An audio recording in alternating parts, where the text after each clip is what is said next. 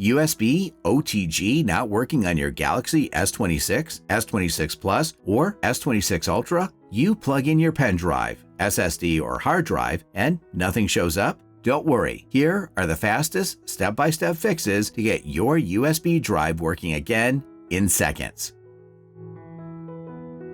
First, open Settings and search for Auto Blocker. Then turn it off. This feature can sometimes block USB devices for security reasons. Next, go to About Phone, then Software Information, and tap Build Number 7 times to enable developer options. Now, go back, open Developer Options, and turn on USB Debugging.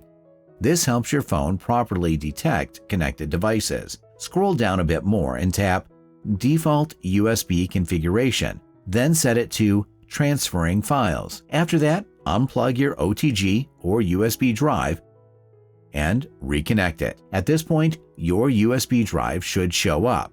If it still doesn't, open your phone app and dial *0808#.